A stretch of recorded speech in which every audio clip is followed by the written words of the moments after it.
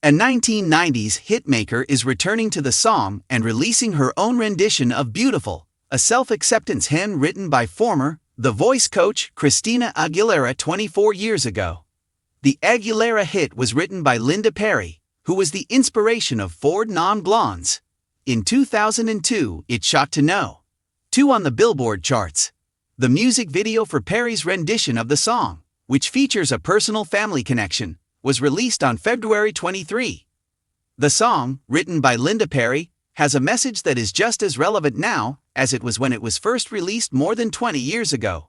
Her next solo album, Let It Die Here, will include it. The singer-slash-songwriter discussed why she thought this was the ideal time to record the song, the meaning behind the music video, and her famous friends who appear in it in an interview with Rolling Stone. "I feel like when I wrote this song, I always thought it was going to be my song that was going to go No. 1, Perry told the magazine. I would have been the one to sing it. It was supposed to be my song of return. Not that I went anywhere," she continued. "However, it would be my solo adventure song that would make me a huge star and put me on the charts. And it took a lot of emotions for me to let Christina see that." Perry stated that she is sharing the sentiment that I still believe today by re-recording the song. "It's really difficult to be yourself right now. I'm 7 feet tall and incredibly strong on the inside. I believe it's critical to spread the word about how incredible we are. Don't let what you believe other people see divert you. Keep only what you genuinely feel on the inside, as that is the reality." Rhodes Perry, Linda Perry's child, is the main character in the music video for Beautiful. Perry and her ex-wife, the Connors actress Sarah Gilbert, are the parents of Rhodes. She first hesitated about working on the project, Gilbert told Rolling Stone. "Well, this is such a special, important piece of her work. I thought when Linda initially asked. I paused at first and simply asked, 'Are you sure?' With it, I wanted to be sure she trusted me. 'Yeah, I want you to direct it,' she continued. After we ended the call, I experienced one of those lightning bolt moments."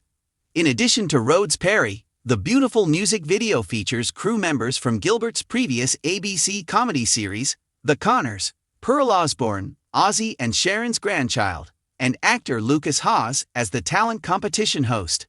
Pop music in the late 1990s and early 2000s seemed to be advancing at breakneck speed. Radio was dominated by teen pop. A career could be made or broken by TRL countdowns. Almost mechanically, record labels were searching for the next big thing.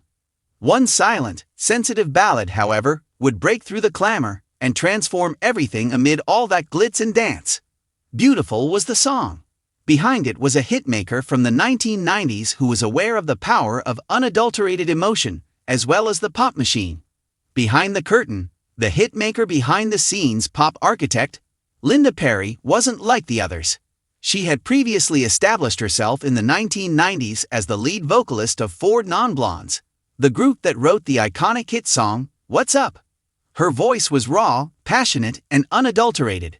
She wasn't from the slick world of teen pop. She came from creating songs that oozed honesty and from rock clubs.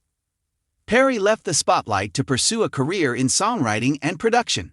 However, she did not approach it in a factory-like manner. She had no interest in creating bubblegum hits merely to move up the charts. She had a longer-term goal in mind. Tunes that had a sense of authenticity. Therefore, it wasn't a clear fit when a young pop sensation entered her world. Better yet, it was unexpected. Christina Aguilera, a pop star at a crossroads, had already shown that she could top the charts. She became one of the defining voices of the teen pop explosion with her first single, Genie in a Bottle. Behind her was the machine, the image, and the voice. But there was pressure to succeed. The industry loved to swiftly and irrevocably label young women. Christina desired to escape the confines of her situation. Being just another shiny pop product was not what she wanted. Credibility was what she sought. She desired authority. She wanted a song that had meaning beyond all else. The irony of the song that wasn't intended for her?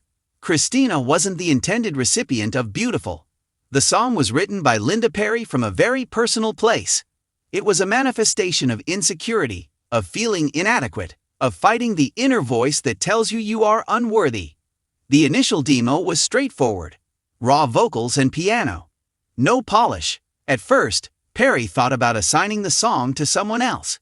It was allegedly thrown inside the industry machine and presented around at one time. However, something didn't make sense. A voice that could convey both force and vulnerability was required for the song.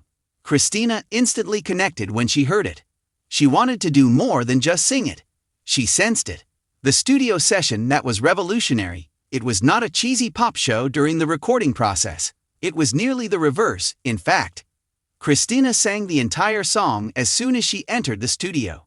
Just one take. Not perfect. Sentimental. Actual. Later on, Linda Perry demanded that they stick with that initial vocal performance. Avoid re-recording too much. No glitzy makeover. Avoid going overboard for perfection. The entire track's tone was altered by that choice. Beautiful maintained its vulnerability in a time when polish was all the rage.